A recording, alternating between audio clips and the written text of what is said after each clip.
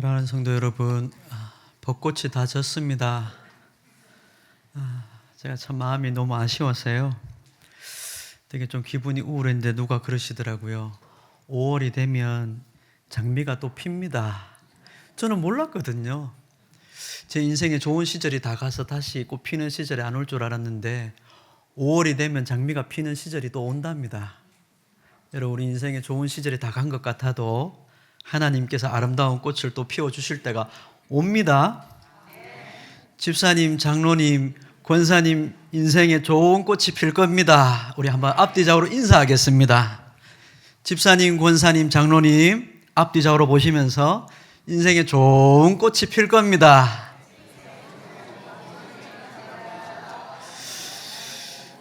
여러분, 좋은 인생 다 지나간 것 같아도 아직 꽃 필 시절이 있답니다. 제가 그 말을 듣고 참 큰 깨달음을 얻었습니다. 여러분, 힘을 내시고 하나님의 은혜 안에서 새로워지는 시간들을 누리시기 바랍니다. 오늘 우리는 사무엘상 14장의 말씀을 살펴보려고 합니다. 성경은 단순히 과거의 기록이 아닙니다.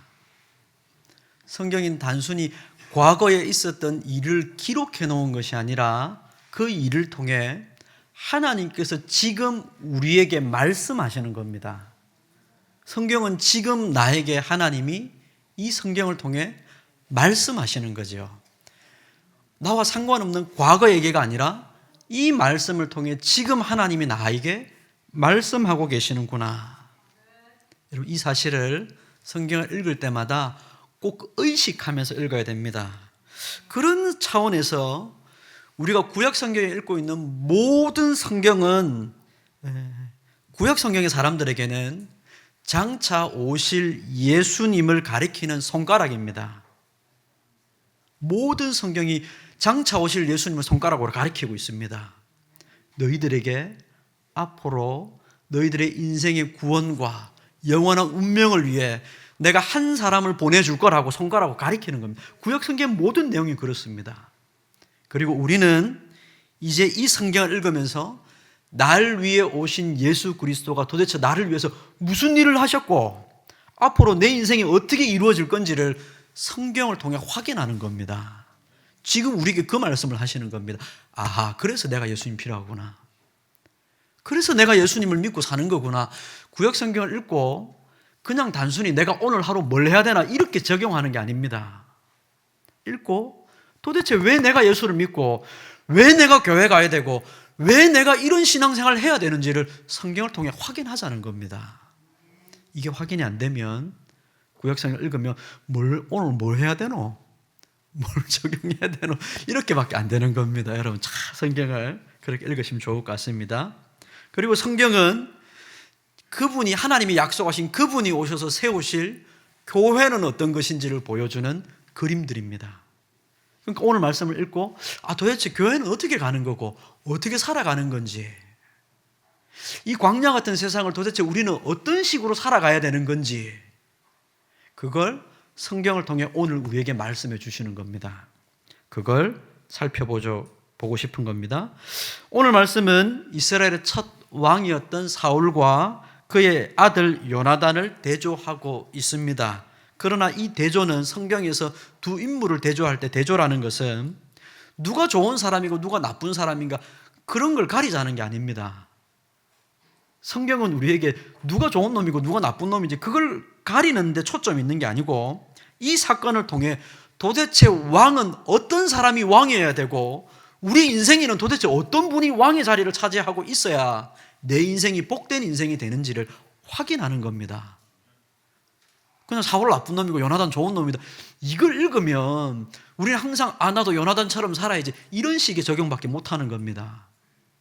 그게 아니라 도대체 좋은 왕이라는 건 어떤 사람이어야 하고 도대체 내가 인생에서 내 왕으로 모신 분이 정말 그런 분인지 확인해야 앞으로 우리가 걸어갈 길이 확인이 되는 거지요. 왕은 도대체 뭐 하는 것인가 오늘 사건을 통해 보여주죠. 그리고 그 직분이, 왕이라는 직분은 백성에게 생명의 양식을 전해주고 공급하는 사람이어야 된다고 말씀이 가르치고 있습니다. 오늘 말씀을 통해 우리 주 예수 그리스도께서 우리에게 차려주신 은혜의 식탁이 무엇인지를 확인하는 자리까지 우리는 가야 됩니다. 주님께서 우리를 위해 차려주신 식탁은 얼마나 풍성한 것이고, 왜 주님께서 우리를 위해 이렇게 풍성한 식탁을 차려주셨는데도 불구하고 예수 믿는 우리는 왜 이렇게 항상 굶주린 사람처럼 살아가지? 의문을 가져야 되는 겁니다. 내 인생은 왜 힘들지? 예수 믿는데 와 나는 항상 무기력하지? 이 의문까지 우리는 가야 되는 겁니다. 그렇게 하면 우리 자신을 돌아보는 시간을 가질 수 있게 되죠. 첫째는 오늘 말씀에서 살펴보고 싶은 건 사울의 종교적인 열심입니다. 사울의 종교적인 열심은 그가 열심을 내었지만 그것이 도리어 생명을 가로막는 열심이었지요. 오늘 본문 말씀 16절을 한번 보십시오. 블레셋 진영에 큰 소동이 일어납니다. 지금 이스라엘과 블레셋이 전쟁을 벌이고 있었는데 블레셋 진영에 큰 소동이 일어나지요. 이유는 우리가 지난주에 들었던 말씀처럼 사울의 왕이었던 사울의 아들인 요나단이, 다른 사람들은 다 두려워 떨고 있는데 요나단에게는 믿음이 하나 있었죠. 여호와의 구원이라는 것은 사람의 숫자가 많고 적은 것에 달려있지 아니하다. 여러분 우리 시대에 이거 적용해야 됩니다. 교회 사람의 숫자가 많고 적음이 교회를 결정하는 게 아닙니다. 여러분 이거 꼭 명심하십시오. 자, 이 큰 교회에서 오신 분들이, 제가 그동안 지나왔던 교회 경험들을 보면 이 큰 교회에서 왔다는 게 자기를 마치 나타내는 것처럼 착각하세요. 교회가 크다는 게 그 교회 다니는 그 사람을 책임지지 않습니다. 그 사람을 나타내지도 않고요. 내가 어느 교회에 있었는데, 여러분 그 사람 신앙과 아무 상관이 없습니다. 절대로 여러분 이런 착각에 스스로 빠지면 안 됩니다. 여호와의 구원이라는 것은 사람의 많고 적음에 달린 것이 아니다. 요나단이 믿음으로 고백을 했고 그 고백을 따라서 믿음을 따라서 걸어갔더니 하나님께서 엄청난 결과를 주신 겁니다. 이건 요나단이 한 게 아닙니다. 믿음을 따라 걸어갔더니 하나님께서 그 길 끝에 하나님의 행하신 일의 결과를 보여주신 겁니다. 블레셋이 두려워 떨죠. 두 사람이 갔는데 블레셋 군대가 소동이 일어난 겁니다. 하나님이 일하기 시작한 거죠. 그런데 이때 이스라엘 왕 사울이 뭘 하고 있었습니까? 요나단이 믿음으로 걸어가서 하나님이 그 믿음 위에서 크게 역사하셔서 소동이 벌어졌는데, 왕이었던 사울이 하고 있었던 일이 뭡니까? 오늘 말씀을 보면 소동이 벌어진 것을 보고 왕이 도대체 무슨 일이 벌어진 거냐 저기서. 우리가 저들이 두려워서 여기서 떨고 있던 사람들이 갑자기 저기에서 무슨 일이 벌어지니까 무슨 일이 일어난 거냐? 소동이 일어난 것 같습니다. 뭐 때문에 그런 거냐? 무슨 누가 싸우고 있는 것 같습니다. 우리 중에 나간 놈이 누군지 한번 찾아봐라. 점호를 한 겁니다. 숫자를 세는 겁니다. 찾아보니까 자기 아들 요나단과 무기를 든 소년 2명이 없어진 것을 발견한 겁니다. 절호의 기회 아닙니까? 얼마 전까지 겁이 나가지고 두려워 떨었는데 소동이 일어났고 스스로 무너져 내리고 있는 블레셋 진영을 보니까 이 뭔가 기회처럼 느껴진 겁니다. 사울이 제사장에게 법궤를 가져오라고 명하죠. 여러분 이 법궤가 실제 법궤였는지는 확인할 길이 없습니다. 법궤라고 되어 있는데 다른 성경에는, 우리 앞에 전에 사무엘상을 봤습니다만 법궤는 이미 딴 곳에 있거든요. 그러니까 아마 법궤가 아니고, 그리고 하나님의 뜻을 묻는 일에는 법궤를 쓰지 않고 제사장의 옷에 있는 우림과 둠밈을 씁니다. 그래서 이게 법궤라고 번역을 해놨지만 다른 역본에는 법궤 말고 다른 것을 얘기합니다. 아마도 이게 우림과 둠밈이 아니었을까 그렇게 많이 해석을 합니다. 뭐 중요한 것은 그게 무엇이든지 간에 하나님의 뜻을 묻겠다는 겁니다. 하나님 치러 갈까요 말까요? 구약에서 하나님 뜻을 묻는 건 이게 OX거든요. 던져가지고 오냐 갈까요 말까요 이거밖에 없습니다. 뭐 세 개 중에 어디로 갈까 이건 안 됩니다. OX입니다. 갈까요 말까요? 물으려고 이제 갖고 오라 한 겁니다. 19절 보시면 사울이 제사장에게 말하되 블레셋 사람들의 진영이 소동이 점점 더해지니까, 점점 무너져 내리는 게 더하니까 치아라 됐다고 막 하나님께 묻는 거 치우자, 우리끼리 가자, 이렇게 된 겁니다. 여러분 제사장에게 갖고 오라 한 것은 도대체 뭡니까? 우리가 기도할 때 종종 그렇게 하거든요. 기도 한번 해봅시다. 아이고 목사님 지금 급해 죽겠는데 뭔 기도입니까? 보통 그렇게 다 합니다. 제가 보니까 그러더라고요. 기도하자 해놓고 하루, 이틀, 3일, 4일 지나면 시간이 촉박해지면 아이고 목사님 이제 다 됐습니다. 안 됩니다. 이제 더 이상 기도해도 안 됩니다. 그만합시다. 빨리 일이나 한번 해봅시다. 여러분, 여기서 말하는 기도는 도대체 뭡니까? 사울이 이 법궤를 가져오라 한 이유가 뭡니까? 하나님의 뜻을 묻고 가겠다는 건데 일이 급해지니까 그거 치우라는 겁니다. 하나님께 묻는 것이고 말 것이고 다 치우자는 거죠. 사울에게 있어서 예배와 기도라는 것은 하나님의 뜻을 묻는 도구가 아니라 자신의 상황을 유리하게 만드는 그냥 도구에 불과한 겁니다. 이렇게 가면 안 됩니다. 이건 성도가 걸어가야 될 길이 아닙니다. 교회가 부름받아서 걸어가야 될 길이 아니고 왕이 백성들 앞에서 보여줘야 될 자세가 아닙니다. 교회 지도자들은 그렇게 해서는 안 되죠. 사울은 하나님을 신뢰한다기보다 눈앞에 있는 이 소동에 더 마음이 빼앗겨버렸습니다. 소동이 점점 일이 이렇게 되는 것 같으니까, 점점 더 할 수 있을 것 같으니까 하나님께 묻는 것은 제쳐놓고 가자는 겁니다. 더 심각한 문제는 24절에 나오죠.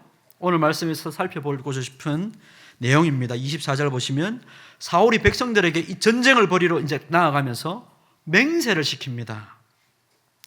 백성들이지만 군사들이죠. 맹세를 시킵니다. 24절 맹세시켜 경계하여 이르기를 저녁 곧 내가 내 원수에게 보복하는 데까지 아무 음식물이든지 먹는 사람은 저주를 받을 것이라. 이 전쟁 끝날 때까지 이 음식 먹는 놈들은 내가 가만히 안 놔두겠다지요. 사실은 하나님을 빙자해서 저주를 받겠다 하지만 사실은 내가 가만히 두지 않겠다는 뜻이거든요. 여러분, 이게 얼마나 모순된 말입니까? 전쟁 중입니다. 군사들이 잘 먹고 힘을 내서 싸워야 되는데 왕이라는 자가 승리를 독촉하면서 정작 승리를 위해 싸울 백성들의 배를 굶기고 있는 겁니다. 싸우라고 말하면서 굶기고 있는 것이죠. 여러분, 이게 전형적인 자기의에 빠져있는 종교적 열심의 모습입니다. 종교적 열심에 빠져있는 사람들은 함께 수고하는 사람들의 삶에 대해서 관심이 없습니다. 내가 어떤 일을 성취하는 것이 목적이지 함께 일하는 사람에 대해서 관심이 없죠. 사울은 이 전쟁이 특별히 하나님의 전쟁이라는 것을 망각하고 있습니다. 그는 이 전쟁을 뭐라 그럽니까? 오늘 말씀해 보면 내가 내 원수에게 보복하는 데까지 자기의 원수 갚는 일로 여기고 있는 겁니다. 자신의 열심을 증명하기 위해서 백성들에게 가혹한 금식을 강요합니다. 여러분, 교회의 직분이라는 것은 은혜의 통로입니다. 하나님이 교회에 은혜를 베푸시는 일의 통로가 직분자입니다. 직분입니다. 왕은 하나님께 받은 생명의 양식을 백성에게 먹여야 될 직분자입니다. 구약교회의 직분자죠. 그런데 사울은 하나님이 주신 권위로 백성들의 입을 막고 생명을 가로막는 벽이 되어버린 겁니다. 먹지 못하게 만들어버리죠. 목사는 말씀을 전해야 목사이지 않습니까? 제가 전에도 한번 말씀드렸는데 요즘은 교회가 커져서요, 교회마다 목사들을 분류를 합니다. 음악 목사. 저는 그런 목사 모릅니다. 죄송합니다만 저는 그런 거 모릅니다. 목사는 하나님의 말씀을 전하라고 부름받은 겁니다. 말씀을 전해서 먹이는 것이 목사입니다. 행정 목사. 제가 아는 아주 특이한 것은요, 비서 목사도 있습니다. 담임 목사의 목회를 비서하는, 그건 이제 다른 거 안 합니다. 그냥 비서 옆에 이렇게 도와주는 이것만 합니다. 큰 교회 그럽니다. 그리고 그 큰 교회에 있었던 부목사님이 좋은 목사님인 줄 알고 많이들 부르죠. 직분자는 은혜의 통로입니다. 하나님께서 주신 것으로 백성들을 먹이고 입혀야 되지만 사울은 하나님이 주신 권위로 백성들의 입을 막아버렸습니다. 생명을 가로막는 벽이 되어버렸죠. 이것은 장차 오실 왕이신 예수 그리스도의 다스리심과는 전혀 배치가 되는 어둠의 통치입니다. 어둠의 통치죠. 백성들을 먹이고 살려야 되는 것이 왕인데 백성들을 굶기고 죽게 만드니 어둠의 통치죠. 백성들이 숲에 들어갔습니다. 오늘 이 말씀 25절 보십시오. 그들이 다 숲으로 들어간 즉 땅에 꿀이 있었더라. 숲으로 들어갔는데 이 전쟁을 하면서 이제 숲으로 쫓아 들어갔는데 땅에 꿀이 있는 겁니다. 여러분, 이거 우연일까요? 쫄쫄 굶고 있는 백성들이 전쟁을 하러 탁 따라가다가 숲을 들어가는데 꿀이 있는 겁니다, 바닥에. 이게 우연일까요? 하나님께서 피곤한 자기 백성들을 위하여 땅에 차려주신 식탁 아닙니까? 하나님이 그의 백성들을 먹이시려고 땅에 차려놓으신 식탁입니다. 그런데 백성들이 그 꿀을 보고도 먹지를 못합니다. 왜 그렇습니까? 왕의 저주가 무서웠기 때문에 그런 거지요. 지분자가 되어가지고 하나님의 뜻을 망각하고 백성들을 먹으면 죽을 것이다 저주를 하니까 먹을 수가 없는 겁니다. 하나님이 차려주신 것이 하나님의 은혜가 눈앞에 흐르고 있는데도 잘못된 생각과 잘못된 전통과 잘못된 권위가 백성들을 기갈 상태로 몰아가고 있는 겁니다. 잘못된 권위가 백성들을 굶주린 상태로 몰아가고 있지요. 그때 여러분 요나단이 등장을 합니다. 사울의 아들 요나단. 먼저 진영을 이탈해서 믿음으로 살아가다가 아버지가 무슨 말 했는지를 못 들은 겁니다. 이 요나단이 무슨 명령을 내렸는지. 그래서 지팡이 끝을 톡 꿀을 찍어가지고 혀를 탁 대었습니다. 무슨 일이 벌어집니까? 27절. 우리 27절 말씀을 같이 한번 읽어보겠습니다. 읽겠습니다. 시작. 요나단은 그의 아버지가 백성에게 맹세하여 명령할 때에 듣지 못하였으므로 손에 가진 지팡이 끝을 내밀어 벌집에 꿀을 찍고 그의 손을 돌려 입에 대매 눈이 밝아졌더라. 아멘. 여러분, 여기 눈이 밝아졌다는 말은 단순히 시력이 좋아졌다는 뜻이 아닙니다. 눈이 밝아졌다는 게 시력을 좋아졌다는 뜻으로 이해하면 야, 꿀이 시력에 좋답니다, 목사님. 성경 읽고 이런 식으로 여러분 해석하시면 안 됩니다. 그 농어촌에서 주로 사용하시는 분들 자꾸 이런 식으로 해가지고 꿀 팔라 그러시는데 이런 데 써보시면 안 됩니다.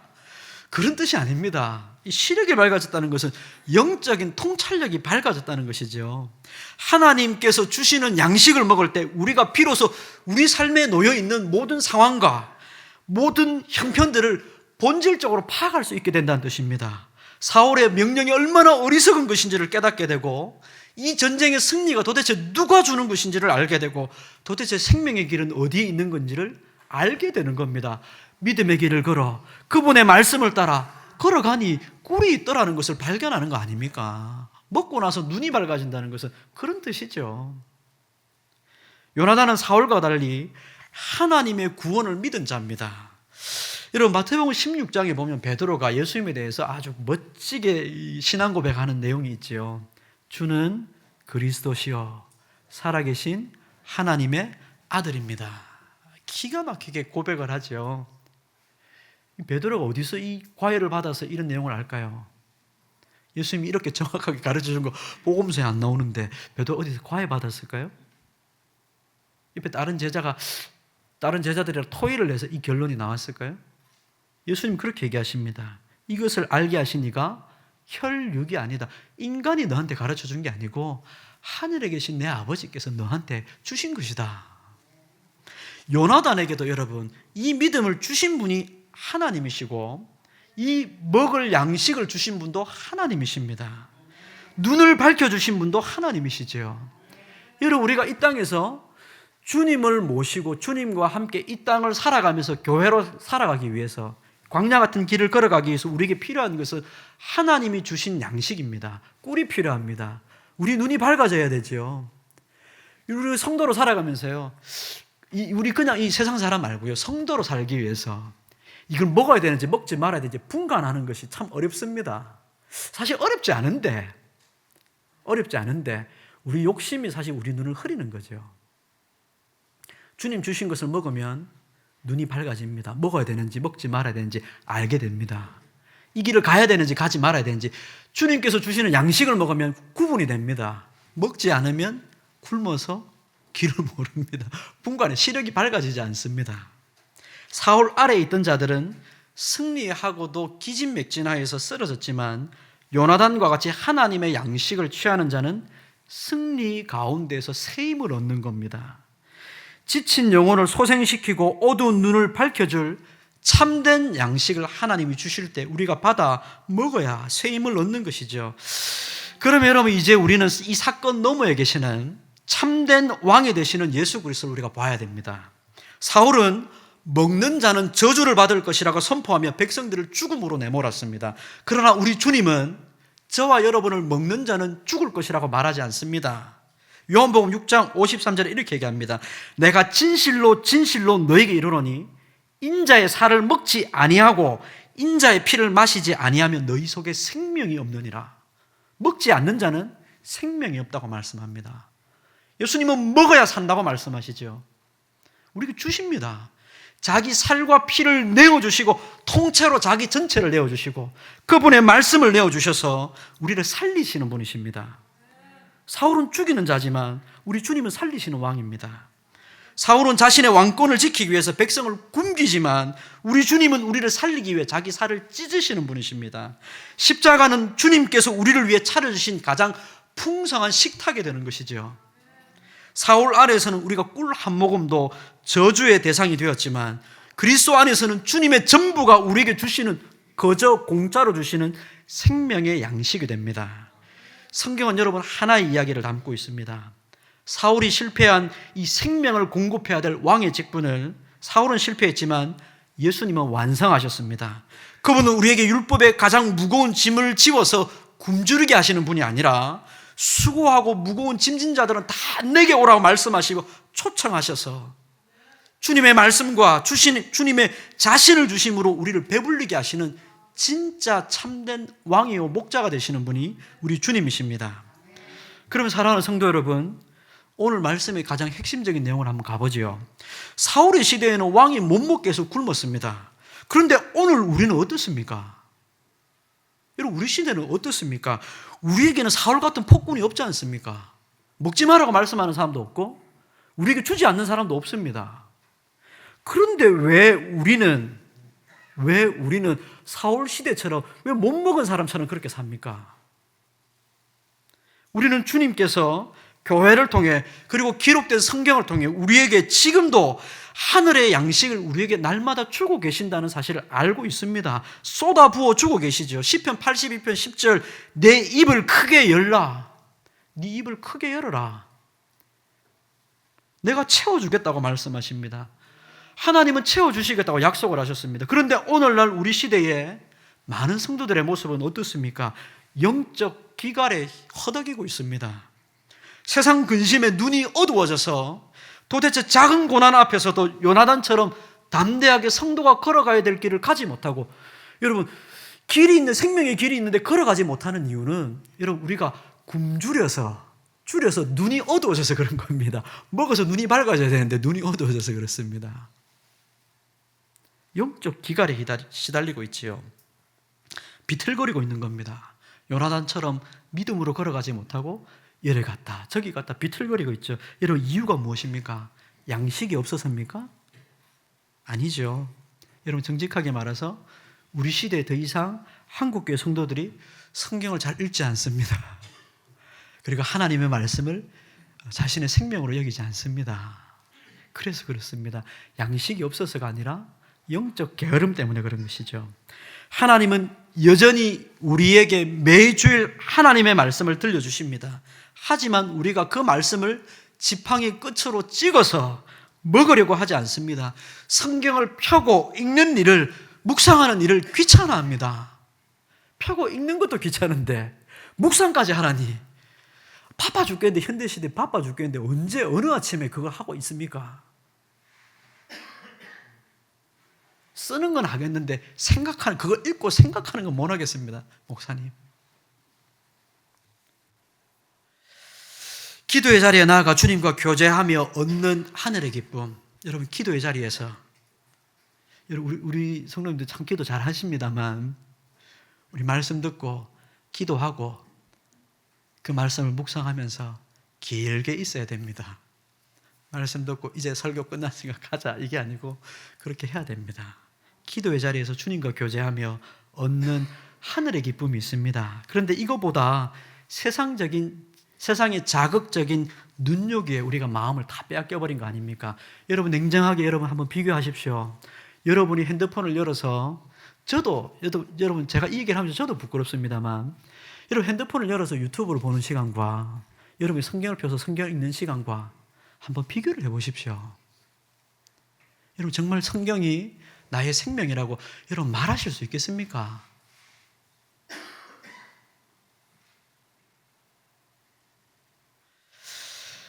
눈앞에 있는 풍성한 꿀이 우리 앞에 흐르고 있는데도 우리는 영적 나태함이라는 감옥에 갇혀서 입을 열지 않습니다. 먹으려고 하지 않습니다. 배부르지 않으니 힘이 없고 힘이 없으니 죄와 싸울 의지가 없는 것이죠. 먹지 않으면 분간이 안 되고 분간이 안 되면 싸워야 될 이유가 없는 겁니다. 그냥 되는 대로 살아가면 되는 겁니다. 우리 삶이 그저 흘러가는 대로 사는 이유는 길을 분간 못해서 그렇습니다. 여러분 기억하십시오. 요나단이 꿀을 먹었을 때 눈이 밝아졌습니다. 하나님의 말씀을 듣고 읽고 묵상하면 여러분 우리가 걸어가는 인생길에서 눈이 밝아집니다. 내가 오늘 하루 이렇게 살아도 되는 것인지 근심이 되게 됩니다. 내가 이 사람 앞에서 지금 이 말을 꺼내는 게 옳은 것인지 고민이 되게 됩니다. 그런데 먹지 않으면 고민하지 않습니다. 그냥 쏟아냅니다. 그냥 갑니다. 그냥 내가 하고 싶은 대로 하는 겁니다. 우리가 하나님의 말씀을 먹을 때만 세상의 유혹을 분별할 수 있는 눈이 생깁니다. 우리가 주님의 살과 피를 먹고 마실 때만 사탄의 공격을 이겨낼 수 있는 영적 근육이 생기는 겁니다. 우리가 지금은 비실비실해서 믿음의 삶을 살지 못하는 것은 주님이 안 주셔서가 아니라 우리가 먹지 않아서입니다. 여러분 말씀을 읽겠습니다. 사울의 길은 금지하고 억압하고 죽이는 길입니다. 못 먹게 하는 것이죠. 그러나 우리 주님의 길은 베풀고 먹이고 살리는 길입니다. 우리가 그분께 가서 그분이 주시는 것을 받아 먹어서 살아야 합니다. 주님 우리에게 주시는 것은 먹고 살아라고 말씀하시는 겁니다. 너 이거 먹고 살아라. 제발 먹고 살아라. 배불러라. 생명을 주니까 생명을 먹어라. 말씀하십니다. 여러분 더 이상 우리가 영적 게으름의 자리에서 머물러 있지 마시길 바랍니다. 세상의 헛된 양식으로 배를 채우려고 하지 마시고 그런 것들은 먹어도 다시 목마를 뿐입니다. 먹어도 또 보고 싶고 또 보고 싶고 계속 보는 것밖에 없습니다. 우리의 삶에 하나의 도움도 안 되지요. 그러나 여호와의 입에서 나오는 말씀은 우리를 살립니다. 여러분 이 한 주간 요나단처럼 여러분의 인생의 믿음의 지팡이를 준비하시고 내미셔서 그 꿀을 찍어 먹어 여러분의 눈이 밝아져 말씀 한 구절이라도 입에 대어서 여러분 우리의 눈이 밝아져 하나님께서 우리에게 보여주시는 인생길로 걸어가 다 시들어버린 것 같은 우리 인생 가운데 하나님이 꽃피게 하시는 길이 있구나 발견하셔서 절망 가운데 소망을 보시고 새 생명을 발견하셔서 하나님의 도우심을 누리시는 여러분이 되시길 바랍니다.